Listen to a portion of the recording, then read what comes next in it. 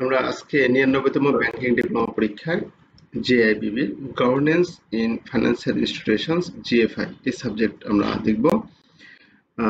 অনেক গুরুত্বপূর্ণ আলোচনা করব। আমরা গতদিন দেখেছিলাম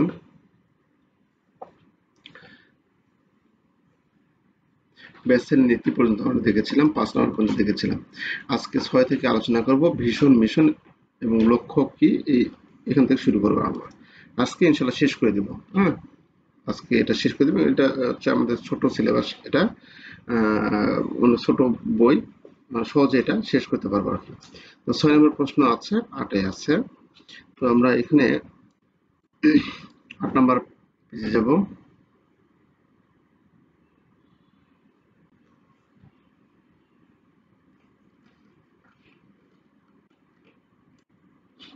হুম, 8 নম্বর page.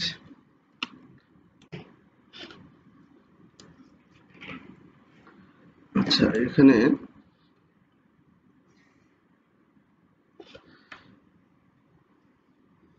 What is the vision, mission এবং গোল।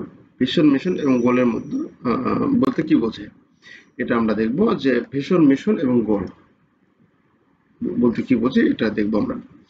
তো ভিশন হচ্ছে, ভিশন ভিশন হলো একটি প্রতিষ্ঠানের ভবিষ্যৎ লক্ষ্য বা স্বপ্ন যা তারা অর্জন করতে চায়, এটা হচ্ছে ভিশন। এটি সাধারণত দীর্ঘমেয়াদী হয় এবং প্রতিষ্ঠানটি কোথায় যেতে চায় বা কি হতে চায় তা নির্ধারণ করে। ভিশন স্টেটমেন্ট একটি প্রতিষ্ঠানের জন্য অনুপ্রেরণা হিসেবে কাজ করে। ভিশন সাধারণত প্রতিষ্ঠানের মূল্যবোধ এবং উদ্দেশ্যের সাথে মিল রেখে গঠিত হয়। উদাহরণস্বরূপ, উদাহরণগুলো খেয়াল করবেন। উদাহরণস্বরূপ, সর্বোচ্চ প্রযুক্তি সমৃদ্ধ আর্থিক প্রতিষ্ঠান হিসেবে পরিণত হওয়া, আন্তর্জাতিক বাজারে ব্যাংকের সেবা প্রসারিত করা। তো এটা যদি আপনার ব্যাংক দিয়ে আমি তুলনা করি, আপনি যে ব্যাংকে আছেন সে ব্যাংক দিয়ে যদি আমি তুলনা করি, যে আপনার ব্যাংকের স্বপ্নটা হচ্ছে যে ভবিষ্যতে সে প্রযুক্তি সমৃদ্ধ একটি প্রতিষ্ঠান হবে। আজ থেকে 5 বছর বা 10 বছর বা 15 বছর পর আপনার ব্যাংককে সবাই ব্র্যান্ড হিসেবে মানবে, যে না, এই ব্যাংকে গেলে সবকিছু ডিজিটাল, সবকিছু প্রযুক্তি নির্ভর, সবকিছু কোনো প্রকার ম্যানুয়ালি নাই, মানে এইরকম একটা প্রতিষ্ঠান হিসেবে আপনি চাচ্ছেন। এবং এর পাশাপাশি আপনি আন্তর্জাতিক বাজারে যেন আপনার ব্যাংকের একটা স্বীকৃতি থাকে বা ভালো সেবা দিতে পারেন, এরকম একটা আপনি কোনো কার্যক্রম হাতে নিয়েছেন। তাহলে এটাই হচ্ছে আমাদের কাছে ভীষণ, এটা হচ্ছে আমাদের কাছে কি ভীষণ, যে দীর্ঘমেয়াদী পরিকল্পনা। এটা এটা তো একদিনে হবে না, 2 দিনে হবে না, 2 বছরে হবে না, এটা হচ্ছে আমাদের দীর্ঘমেয়াদী পরিকল্পনা। তাই এখানে বলা আছে ভীষণ হচ্ছে একটা দীর্ঘমেয়াদী। এটি সাধারণত কি হয়, দীর্ঘমেয়াদী হয়। তাহলে প্রযুক্তি সমৃদ্ধ প্রতিষ্ঠান হিসেবে পরিণত হওয়া, এটা তো একদিনে 2 দিনে হবে না, এটা আমাদের 9 বছর, 10 বছর, 15 বছরও লাগতে পারে। আবার আন্তর্জাতিক বাজারে প্রসারিত সেবা যদি প্রসারিত করতে চায়, তাহলে এর জন্য আমাদের সময় দিতে হবে। তাই এটা আমাদের দীর্ঘমেয়াদী। আর মিশনটা হচ্ছে কি, মিশন মিশন হলো একটি প্রতিষ্ঠানের প্রতিদিনের ছোট ছোট কার্যক্রমে যা ভীষণ বা লক্ষ্য অর্জনের জন্য পরিচালিত হয়। তাহলে মিশন হচ্ছে কি, আমাদের এই যে ভীষণ কার্যক্রমের জন্য যে ছোট ছোট কাজগুলো আছে, যে ছোট ছোট আমাদের ব্যাংকিং সেবাগুলো আছে, এই ব্যাংকিং সেবাগুলো করাই হচ্ছে আমাদের কাছে মিশন। মিশন হচ্ছে একটা ছোট পরিসরে। যদি আমরা এটি পার্থক্য লিখতে বলে, তাহলে আমরা এইভাবে লিখতে পারবো। তাহলে মিশনটা হচ্ছে কি, ছোট ছোট কাজগুলো আমরা করি যেটা ভীষণ বা লক্ষ্য অর্জনের জন্য পরিচালিত হয়। মিশন স্টেটমেন্ট প্রতিষ্ঠান কিভাবে তার লক্ষ্য অর্জন করবে এবং কি সেবা বা পণ্য প্রদান করবে তা নির্ধারণ করে। এটি প্রতিষ্ঠানের মূল কার্যক্রম এবং লক্ষ্যবস্তু নির্দেশ করে। উদাহরণস্বরূপ, সুরক্ষিত সুরক্ষিত এবং নির্ভরযোগ্য আর্থিক সেবা প্রদান, গ্রাহক সন্তুষ্টি অর্জন করা। আপনি প্রত্যেক দিন আপনাকে সেবা দিতে হচ্ছে, প্রত্যেকদিন সেবা দিতে গেলে অবশ্যই সুরক্ষিত এবং নির্ভরযোগ্য আর্থিক সেবা প্রদান করছেন এবং গ্রাহকদের সন্তুষ্টি আপনার অর্জন করতে হচ্ছে। এটা হচ্ছে প্রত্যেক দিনের কাজ। তাহলে এটা হচ্ছে আমাদের মিশন।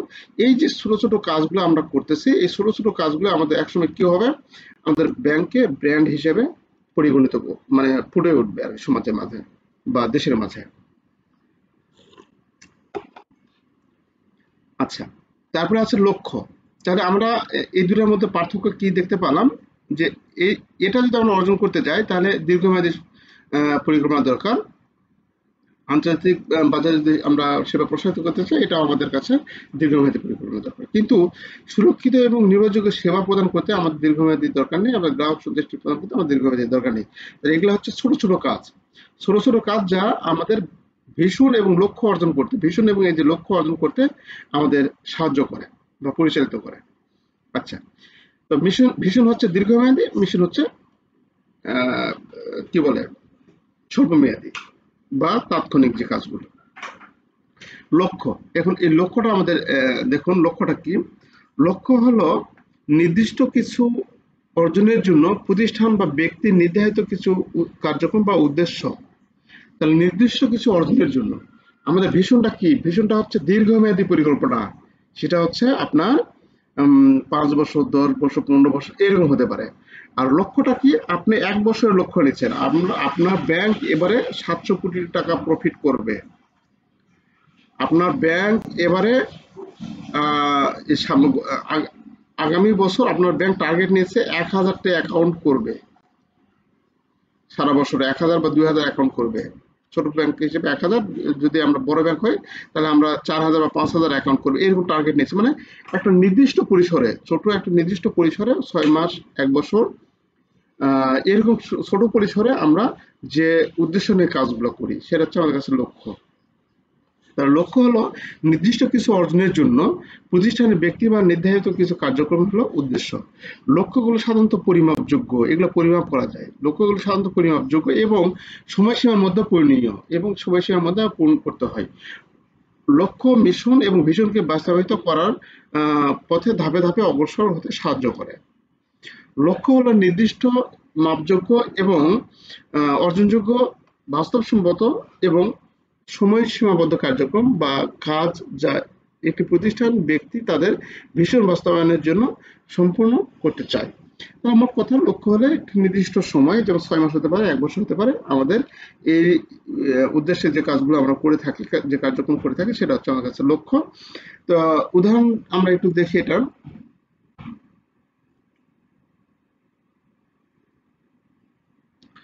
আচ্ছা, তার আগে বলা হচ্ছে লক্ষ্যগুলো সাধারণত স্বল্পমেয়াদী সময়ের মধ্যে নির্দিষ্ট ফলাফল অর্জনের জন্য স্থির করা হয়। তাহলে এটা হচ্ছে স্বল্পমেয়াদী ফলাফল, কিন্তু পরিমাপযোগ্য। উদাহরণ এখানে দেওয়া আছে, একটু খেয়াল করুন। উদাহরণ দেওয়া আছে যে 15% প্রবৃদ্ধি অর্জন করা। আমরা এই বছরে 15% বা বছরে 15% প্রবৃদ্ধি অর্জন করব। সাইবার নিরাপত্তা ব্যবস্থার মান উন্নয়ন করে গ্রাহকের ডেটা সুরক্ষিত করা। তাহলে গ্রাহকের ডেটা আমরা সুরক্ষিত রাখবো। তারপর হচ্ছে আগামী বছর গ্রাহক সংখ্যা 3 লাখে উন্নীত করতে হবে। আগামী বছর আমরা গ্রাহক সংখ্যা কি করবো, 3 লাখে উন্নীত করবো, না 3 লাখে উন্নীত করবো। এটা হচ্ছে আমাদের কাছে লক্ষ্য। আচ্ছা, এটা আশা করি আপনারা বুঝতে পেরেছেন। তারপরে দেখব কিভাবে ভিশন এবং মিশন স্টেটমেন্ট ব্যাংকে বা কোম্পানিকে সাহায্য করে। তাহলে ভিশন স্টেটমেন্ট এবং মিশন স্টেটমেন্ট তো আমরা জানি, এখানে স্টেটমেন্ট হচ্ছে বিবৃতি, লিখিত একটা বিবৃতি, সেটা স্টেটমেন্ট। তো এখানে কিভাবে ভিশন এবং মিশন স্টেটমেন্ট ব্যাংক কোম্পানিকে সাহায্য করে। হ্যাঁ, ব্যাংক কোম্পানির জন্য অবশ্যই তো ভিশন মিশন থাকবেই। তাহলে ভিশন হচ্ছে আমাদের কাছে একটা দীর্ঘমেয়াদী পরিকল্পনা, মিশন হচ্ছে ছোট ছোট যে কাজগুলো সেটা। তাহলে প্রত্যেক দিনের যে কাজগুলো, এই কাজগুলো আমাদের একটা লিস্ট আকারে থাকবে, একটা তালিকা আকারে থাকবে। আমি কি কাজ করব, আমার কি দায়বদ্ধতা আছে, এই যে প্রত্যেক দিনের যে কাজকর্মের যে একটা লিস্ট বা তালিকা, এটা অবশ্যই একটা ব্যাংকে তার কার্যক্রম সুষ্ঠুভাবে অব্যাহত রাখতে এটা ভিশন স্টেটমেন্ট অবশ্যই অত্যন্ত গুরুত্বপূর্ণ। এবং ভিশন স্টেটমেন্টটাও সেই সাথে অবশ্যই গুরুত্বপূর্ণ, যে ভিশন স্টেটমেন্ট থাকলে আমরা কাজে স্পৃহা জাগবে, আমার কাজ আগ্রহ জাগবে, যে আমাদের ব্যাংক আগামী 10 বছর বা 15 বছর এই পজিশনে যাবে। বা মিশনে যে ছোট ছোট কাজগুলো থাকবে, যে আমাকে এই করতে হবে, এই করতে হবে, এটা করতে হবে, দায়বদ্ধতা এগুলো থাকলে আমাদের কাজকে স্বতঃস্ফূর্তভাবে ত্বরান্বিত করে। তো এটা এখানে বলা আছে, মিশন এবং ভিশন স্টেটমেন্ট গুলি একটি ব্যাংক কোম্পানির উদ্দেশ্য, মূল্যবোধ এবং লক্ষ্যগুলি স্পষ্ট করার জন্য গুরুত্বপূর্ণ হাতিয়ার। তারা কোম্পানির জন্য দাঁড়িয়েছে এবং এটি কোথায় যাচ্ছে সে সম্পর্কে পরিষ্কার বোঝাপড়া প্রদান করে, সিদ্ধান্ত গ্রহণে গাইড করে এবং কোম্পানির সামগ্রিক কৌশল গঠনে সহায়তা করে। আচ্ছা, এখানে মোট কথা হচ্ছে যে কিভাবে কোম্পানির সাথে যোগাযোগ উদ্দেশ্য, একটি মিশন স্টেটমেন্ট কোম্পানির উদ্দেশ্য উদ্দেশ্য এটি কি করে এবং কেন এটি কি করে এবং কেন এটি করে সে সম্পর্কে যোগাযোগ করে। এটি ব্যাংকের মূল্যবোধ গ্রাহক, শেয়ার হোল্ডার, কর্মচারী এবং সম্প্রদায়ের প্রতি তার প্রতিশ্রুতি স্পষ্ট করতে সাহায্য করে। আচ্ছা, তারপরে আছে দিক নির্দেশনা নির্ণয় করুন, কর্মীদের অনুপ্রাণিত করুন, বিশ্বাস গড়ে তোলা। তাহলে আমাদের সেই স্টেটমেন্টটা যদি থাকে তাহলে আমরা এই ইয়েগুলি ব্যাংকের জন্য অত্যন্ত গুরুত্বপূর্ণ হবে। ব্যাংকে সাহায্য করবে, মানে যোগাযোগের উদ্দেশ্যে বা ভালো যোগাযোগ করতে পারে, সুষ্ঠুভাবে যোগাযোগ করতে পারে, দিক নির্দেশনা আমাদের দিতে পারে, আমরা কর্মীদের অনুপ্রেরণা করতে পারে, যেটা আমি বললাম স্বতঃস্ফূর্তভাবে যে কাজ করে বিশ্বাস গড়ে তোলে। এই ধরনের কাজ এই ক্ষেত্রে এই কাজগুলোর ক্ষেত্রে ব্যাংকে সাহায্য করে থাকে আর কি ভিশন স্টেটমেন্ট। আচ্ছা, তো তারপরে আছে একটি ব্যাংক কোম্পানিকে মিশন স্টেটমেন্টের উদ্দেশ্য। দেখুন, এগুলো মনে হচ্ছে যে অনেক বিরক্তিকর মনে হয়, কিন্তু না, আপনি ছোট করে একটু বিষয় নেবেন। ব্যাংক কোম্পানিতে মানে আপনার ব্যাংকের জন্য, আপনার যে ব্যাংকের জন্য মিশন স্টেটমেন্ট এর উদ্দেশ্য কি, মানে ওই মিশন স্টেটমেন্টের কি উদ্দেশ্যে এটা করা হয়েছে। মিশন স্টেটমেন্ট তো আমরা বুঝতে পেরেছি না, মিশন স্টেটমেন্ট হচ্ছে স্বল্পমেয়াদী, 1 বছরের মধ্যে আমাদের ব্যাংক কি পর্যায়ে যাবে সেই কাজগুলো, যে ছোট ছোট কাজগুলো আমাদের করতে হবে। গ্রাহক সেবা, গ্রাহকের সঙ্গে ভালো ব্যবহার, সুন্দর ভালোভাবে কথাবার্তা বলা, গ্রাহককে হেল্প করা তার কাজে। হ্যাঁ, তো এই যে ছোট ছোট কাজগুলো, এই ছোট ছোট কাজগুলো কি জন্য আমরা করতেছি, এই ছোট ছোট কাজগুলো করছি আমাদের ব্যাংক উদ্দেশ্য অর্জনের জন্য। আমাদের ব্যাংক যে টার্গেট দিয়েছে যে 700 কোটি টাকা প্রফিট অর্জন করতে হবে এই বছর, এই 700 কোটি টাকা প্রফিটের অর্জনের জন্য আপনার এই ছোট ছোট কাজগুলো অপরিহার্য। আপনি এই যে ছোট ছোট কাজ করছেন, সে কি হচ্ছে, সে প্লিজড হচ্ছে, মানে গ্রাহক প্লিজড হচ্ছে, এর ফলে আপনাকে আরো কাস্টমার দিতে পারে বা আরো ডিপোজিট দিতে পারে বা আরো আপনাকে ব্যক্তির কাজে হেল্প করতে পারে। তাহলে এইরকম যে স্টেটমেন্ট, মিশন স্টেটমেন্ট, এইরকম ছোট ছোট কাজ আর কি কি থাকতে পারে, হ্যাঁ, বা কি উদ্দেশ্যে এটা করা হয় সেটা আমরা এখানে আলোচনা করব। স্পষ্টতা এবং দিক নির্দেশনা প্রদান, অবশ্যই স্পষ্টতা থাকবে এবং দিক নির্দেশনা থাকবে, আমার কোন কাজ, আমি কোন কাজ করব, কোন কাজ করব না। প্রত্যাশা সেট, এখানে আমাদের প্রত্যাশা থাকে মিশন স্টেটমেন্টে, আমাদের প্রত্যাশা থাকবে। ব্র্যান্ড, আমি শুধু পয়েন্টগুলো পড়ছি। ব্র্যান্ড আইডেন্টিটি স্থাপন করুন, আমাদের অবশ্যই যখন মিশন স্টেটমেন্ট থাকবে আমাদের নিজস্ব একটা ব্র্যান্ড থাকবে, নিজস্ব একটা আইডেন্টিটি থাকবে আমাদের। সেই আইডেন্টিটি অনুযায়ী আমরা আমাদের কার্যক্রম পরিচালনা করব। গ্রাহক এবং কর্মচারীদের আকৃষ্ট করা এবং ধরে রাখা। গ্রাহক এবং কর্মচারীদের আমরা মিশন স্টেটমেন্টের উদ্দেশ্য, মূল উদ্দেশ্যে যে আমাদের অন্যান্য কাজগুলো স্পষ্টতা এবং দিক নির্দেশনা এবং লক্ষ্য অর্জনের জন্য কাজ করা, ঠিক আছে, কিন্তু এর মধ্যে অন্যতম হলো গ্রাহক এবং কর্মচারীদের আকৃষ্ট করা এবং ধরে রাখা। মিশন স্টেটমেন্টে অবশ্যই আমাদের গ্রাহক এবং কর্মচারীদের ধরে রাখতে হবে, তা নাহলে আমরা প্রতিষ্ঠান লক্ষ্য অর্জন করতে পারবো না। তারপর আছে সাফল্য পরিমাপের জন্য একটি বেঞ্চমার্ক প্রদান করুন। আপনার সাফল্য অর্জন কি হয়েছে কি হয়নি এর জন্য একটি মার্কআপ স্থাপন করতে হবে বা একটি বেঞ্চমার্ক আমাদের প্রদান করতে হবে। এইভাবে আমরা এখানে কোম্পানিতে মিশন স্টেটমেন্টের উদ্দেশ্য থাকতে পারে, একটি মিশন স্টেটমেন্টের এই উদ্দেশ্যে তৈরি হতে পারে ব্যাংকে। আচ্ছা, তারপরে আছে ব্র্যান্ড প্রমিস। একটি কোম্পানির ব্র্যান্ড প্রতিশ্রুতি কি? ব্র্যান্ড প্রতিশ্রুতি, হ্যাঁ জি,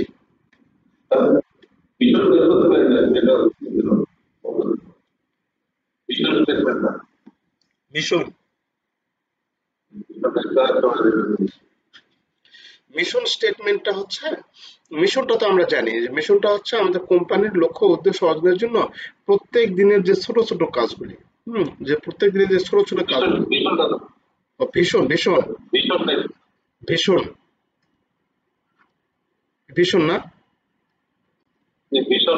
আচ্ছা আচ্ছা, ভীষণ ভীষণ স্টেটমেন্ট, মিশন স্টেটমেন্ট হচ্ছে ছোট ছোট কাজে যেটা থাকে, আর ভীষণ স্টেটমেন্ট হচ্ছে আমাদের দীর্ঘমেয়াদী, 15 বছর 20 বছর পর আমরা আমাদের ব্যাংককে কোন পজিশনে নিয়ে যাব বা নিয়ে যেতে চাই, সে যে রূপরেখাটা, সেই রূপরেখাটা হচ্ছে আমাদের কাছে রূপরেখা যে দলিল আকারে বা কাগজ আকারে যেটা আমরা স্টেটমেন্ট আকারে বের করি, সেটা হচ্ছে আমাদের ভিশন স্টেটমেন্ট। সেই ভিশন স্টেটমেন্টে আমাদের কোম্পানি অবশ্যই লক্ষ্য উদ্দেশ্য বর্ণনা থাকবে, কি থাকবে, লক্ষ্য উদ্দেশ্য বর্ণনা থাকবে, আমাদের কোম্পানির স্বতঃস্ফূর্ততা থাকবে, ম্যান পাওয়ারের কাজ করার জন্য স্বতঃস্ফূর্ততা থাকবে, এই ধরনের উদ্দেশ্য থাকবে আমাদের, মানে এইরকম উদ্দেশ্য, এই কথাগুলো আমরা ওখানে লিখতে পারবো। মিশন স্টেটমেন্টের যে উদ্দেশ্যগুলো আছে না, সেটা এই কথাগুলাই আমরা ঘুরিয়ে পেঁচে ভিশন স্টেটমেন্টে দিতে পারবো। কারণ ভিশন স্টেটমেন্ট হচ্ছে স্বল্পমেয়াদী, এটা হচ্ছে দীর্ঘমেয়াদী, কিন্তু একই কাজে আমাদের করতে হবে। লক্ষ্য অর্জনের জন্য আমাদের এই কাজগুলোই আসবে। ভিশন স্টেটমেন্টে আমাদের স্পষ্ট এবং দিক নির্দেশনা থাকবে, প্রত্যাশা থাকবে, ব্র্যান্ড আইডেন্টিটি থাকবে, গ্রাহক এবং কর্মচারীদের আকৃষ্ট এবং ধরে রাখতে হবে। তাহলে মূলত আমাদের ভিশন স্টেটমেন্ট কথাটা উল্লেখ করতে হবে এখানে। এই brand promise in a bank, brand promise, brand প্রতিশ্রুতি। তাহলে আপনার ব্যাংক বা আপনার ব্যাংকে যে ব্র্যান্ডটা, সেটা প্রতিশ্রুতি দিচ্ছে যে গ্রাহকরা কখনোই কখনোই গ্রাহকরা হয়রানির শিকার হবে না, গ্রাহকরা সবসময়ের জন্য স্মুথ সেবা পাবে, এক কাউন্টারে বসেই সে সকল সেবা গ্রহণ করতে পারবে। এরকম আমরা কিন্তু ব্র্যান্ড দ্বারা ইয়ে করি। যেমন একটা ব্যাংকে একটা অ্যাকাউন্ট আছে, ওই অ্যাকাউন্ট দ্বারা ওই একটা অ্যাকাউন্টের মধ্যে সবকিছুই সে সম্পূর্ণ করতে পারে। আমি ব্যাংকের নাম করতে পারলাম, বললাম না, ওই একটা অ্যাকাউন্টে সবকিছুই মানে সম্পূর্ণ হয়ে যায়। তাহলে এই যে একটা প্রতিশ্রুতি, বা এই যে একটা কাস্টমারকে অ্যানাউন্সমেন্ট যেটা দিয়েছে যে তাদের ব্যাংক, তারা প্রতিশ্রুতি দিচ্ছে বা তাদের ব্র্যান্ডটা প্রতিশ্রুতি দিচ্ছে কাস্টমারকে, যে তারা কাস্টমারকে এইরকম আরো উন্নত ধরনের সেবাগুলো তারা প্রদান করবে। তাহলে ব্যাংকের ব্র্যান্ড প্রতিষ্ঠাটা অত্যন্ত গুরুত্বপূর্ণ। ব্র্যান্ড দ্বারা একটা ব্র্যান্ডকে চেনা যায়, একটা ব্যাংককে চেনা যায়। এখানে বলা আছে যে একটি ব্যাংক কোম্পানিকে একটি ব্র্যান্ডের প্রতিশ্রুতি হলো একটি বিবৃতি বা প্রতিশ্রুতি বোঝায়, যা গ্রাহকরা ব্যাংকের কাছ থেকে কি আশা করতে পারেন এবং ব্যাংক কিসের জন্য দাঁড়িয়েছে। এটি ব্যাংকের জন্য তার প্রতিযোগীদের থেকে আলাদা করার এবং তারা গ্রাহকের সাথে আস্থা তৈরি করার একটি উপায় হিসেবে কাজ করে। একটি ব্র্যান্ডের প্রতিশ্রুতি নির্ভরযোগ্যতা, একটি ব্র্যান্ডের প্রতিশ্রুতি নির্ভরযোগ্যতা, যোগ্যতা, সুবিধা, উদ্ভাবন, গ্রাহক পরিষেবা এবং আর্থিক দক্ষতার উপর উপাদান অন্তর্ভুক্ত থাকতে পারে। প্রতিশ্রুতি ব্যাংকের বিপণন সামগ্রী, বিজ্ঞাপন, প্রচারাভিযান এবং গ্রাহক যোগাযোগ প্রকাশ করা যেতে পারে। অর্থাৎ একটা ব্র্যান্ড প্রতিষ্ঠিত, আপনার ব্যাংকের ব্র্যান্ড তো বোঝেন, আপনার ব্যাংকের ব্র্যান্ড দ্বারা একজন গ্রাহক বুঝবে যে এটা আস্থার প্রতি, এখানে ভালো, এখানে সেবার মানও ভালো, এটা অন্যান্য ব্যাংক থেকে এই ব্যাংক ভালো, এদের সবকিছুতেই সহজে অ্যাক্সেস পাওয়া যায়, এরা অনেক হেল্পফুল।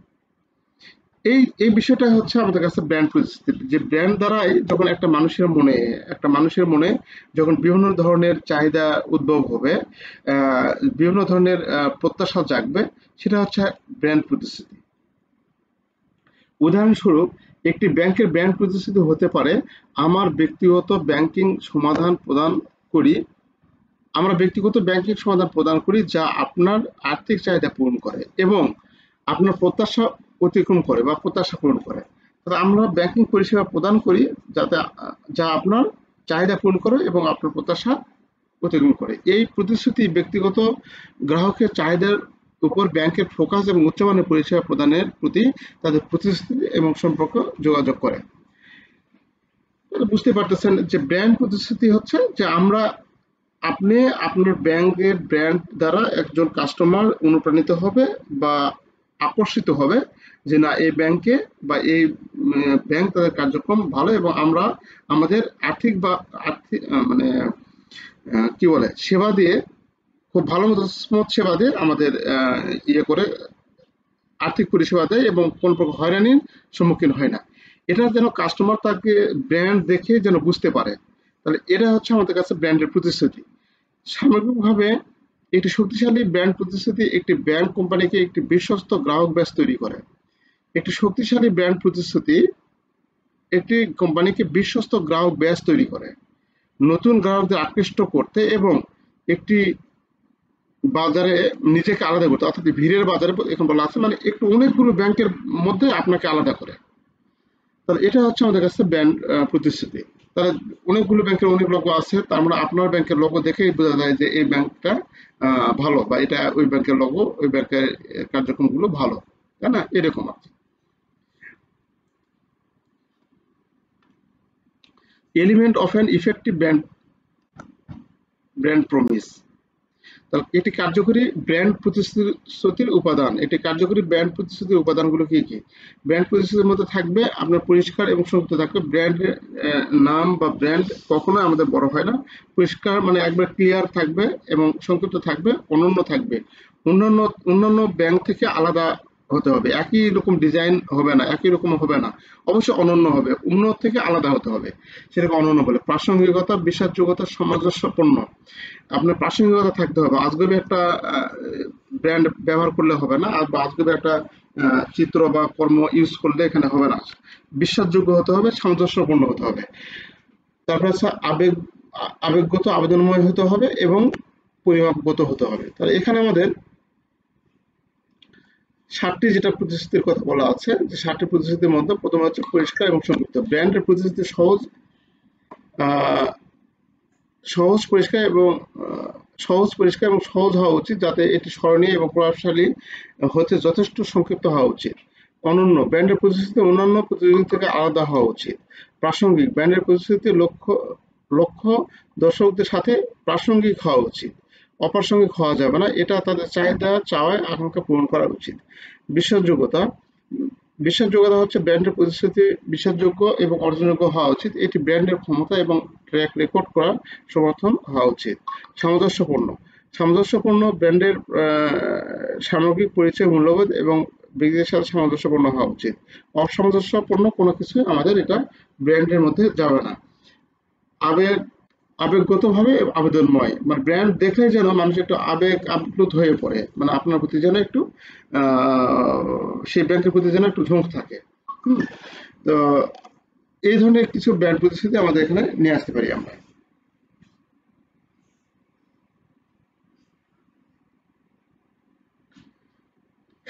আচ্ছা, আমরা এই প্রতিশ্রুতি উপাদানগুলো এখানে দেখবো। তারপরে আছে আমাদের আচরণবিধি, কোড অফ কন্ডাক্ট বা আচরণবিধি আমরা তো জানি। আচরণবিধি হলো নির্দেশিকা এবং মানগুলির একটি সেট, যা ব্যাংক কোম্পানির মধ্যে কর্মচারী এবং অন্যান্য স্টেক হোল্ডারের জন্য নৈতিক এবং আচরণগত প্রত্যাশার রূপরেখা দেয়।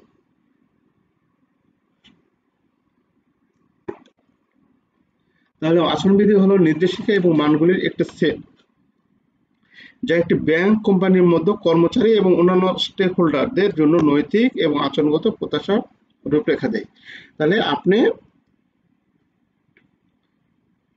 ব্যাংকের একজন কর্মচারী, আপনাকে ব্যাংকে কি কি বিধিনিষেধ আছে, কি কি কাজ করা যাবে, কি পোশাক পরিচ্ছদ পরতে হবে, কি পোশাক পরিচ্ছদ পরা যাবে না, কোনটা পরা যাবে না, অফ ডে থেকে থাকবে, আমাদের ফ্রন্ট ডেস্কে যারা থাকবে তাদের ড্রেস আপ কেমন হবে, ব্যাক অফিসের ড্রেস আপ কেমন হবে, এই যে বিভিন্ন বিষয়, এবং আপনি কি কি আচরণ করতে পারবেন, কি কথা বলবেন, মানে এই যে সামগ্রিক যে বিষয়গুলো যেটা আছে, এটা হচ্ছে আমাদের কাছে আচরণবিধি বা কোড অফ কন্ডাক্ট।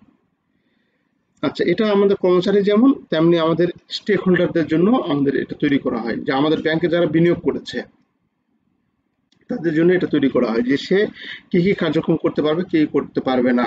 হুম এতে সাধারণত সততা, গোপনীয়তা, এতে সাধারণত করুন এতে সাধারণত সততা, গোপনীয়তা, আইন প্রবিধানের সাথে সম্মতি, গ্রাহকদের সাথে ন্যায্য আচরণ এবং সহকর্মী এবং অন্যান্য স্টেক হোল্ডারদের সাথে শ্রদ্ধা সম্পর্কিত নীতি অন্তর্ভুক্ত থাকে।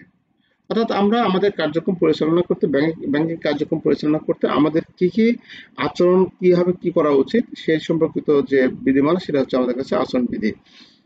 তো একটি ব্যাংক কোম্পানিতে আচরণ বিধি বিষয়গুলো তো কভার করতে পারে ইনসাইডার ট্রেনিং, মানে বিভিন্ন ব্যাংকে যে ট্রেনিং হয় আচরণ বিধির উপর ট্রেনিং হতে পারে, স্বার্থের দ্বন্দ্ব, মানি লন্ডারিং, তারপরে আছে জালিয়াতি রোধ। আমাদের এই বিষয়গুলো নিয়ে আমরা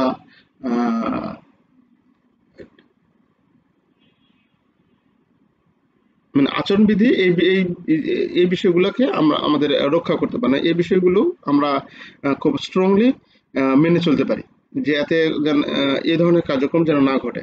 এটি নিশ্চিত করার জন্য ডিজাইন করা হয়েছে যে সমস্ত কর্মচারীরা সংস্থার মূল্যবোধ, নীতি বোঝে এবং মেনে চলে। তারা নিজেদেরকে এমনভাবে পরিচালনা করে যা বিশ্বাস, সততা এবং নৈতিকতা আচরণ প্রকাশ করে। তাহলে আচরণবিধি দ্বারাই আমরা বিশ্বাস করি যে আচরণবিধি এমনভাবে তৈরি করা হয়েছে এটা কর্মচারীদের অবশ্যই তাদের মূল্যবোধ এবং নীতি বোঝে মেনে চলে এবং নিজেদেরকে এমনভাবে পরিচালনা করে যাতে বিশ্বাস এবং সততা এবং নৈতিক আচরণকে প্রচার করে। তাদের যে কাজ করুক না কেন আমরা বুঝবো বা ধরে নেব যে এটা তার দ্বারা কখনো আমাদের এই প্রতিষ্ঠানের ক্ষতি হবে না বা কর্মচারী বা অন্য কারো কোনো ক্ষতি হবে না এরকম। আচরণবিধি সাধারণত এখানে অনেক বড় লেখা আছে, এত বড় লিখবো। আচরণবিধি সাধারণত সেজন্য আছে, এটা দরকার নেই। তাহলে আচরণবিধি হলো আপনার আমার ব্যাংকে যে আমরা কিভাবে আমরা চলবো, আমরা কার্যক্রম পরিচালনা করব, আমাদের কার্যক্রমটা কিভাবে সম্পাদন করব, এই বিষয় সম্পর্কিত যে বিধিনিষেধগুলো আছে সেটা হচ্ছে আমাদের কাছে আচরণ বিধি, আচরণ বিধি। তারপরে 12 নাম্বার, এটা সর্বশেষ, define corporate governance with historical perspective. Historical পার্সপেক্টিভে আমাদের ব্যাংকের মানে ঐতিহাসিক দৃষ্টিকোণ থেকে কর্পোরেট গভর্নেন্স সংজ্ঞায়িত করুন। ঐতিহাসিক দৃষ্টিকোণ থেকে কর্পোরেট গভর্নেন্স সংজ্ঞায়িত করুন। আমাদের একটা দীর্ঘ ইতিহাসের ভিত্তিতে এটা তুলে ধরতে হবে, এটা সহজে আছে, দেখে নেবেন, এটা কিছু না। এটা কর্পোরেট গভর্নেন্স বলতে নিয়ম, অনুসরণ এবং প্রক্রিয়াগুলির সিস্টেমকে বোঝায় যা দ্বারা একটি কোম্পানি নির্দেশিত এবং নিয়ন্ত্রিত হয়। কর্পোরেট গভর্নেন্স হলো একটি নিয়ম নীতি এবং অনুসরণ প্রক্রিয়ার সিস্টেমকে বোঝায় যার দ্বারা কোনো কোম্পানি নির্দেশিত এবং নিয়ন্ত্রিত হয়। এটা কোম্পানি অনেক স্টেক হোল্ডার মানে যারা কোম্পানিতে বিনিয়োগ করছে, স্টেক হোল্ডার যেমন শেয়ার হোল্ডার, ব্যবস্থাপনা, গ্রাহক, তারপরে আছে সরবরাহকারী, অর্থদাতা, সরকার এবং সম্প্রদায়ের সাথে ভারসাম্যের সাথে জড়িত থাকে। আচ্ছা, কর্পোরেট গভর্নেন্সের লক্ষ্য হলো কোম্পানির দীর্ঘমেয়াদী সাফল্যকে উন্নীত করা এবং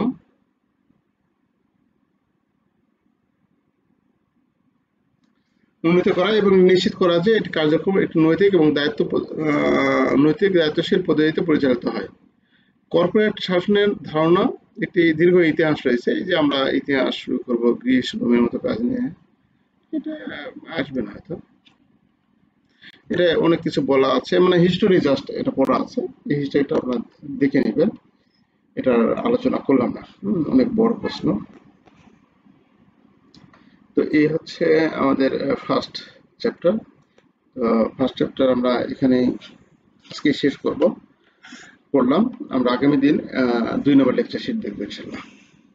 সবাই ভালো থাকবেন। আসসালামু আলাইকুম।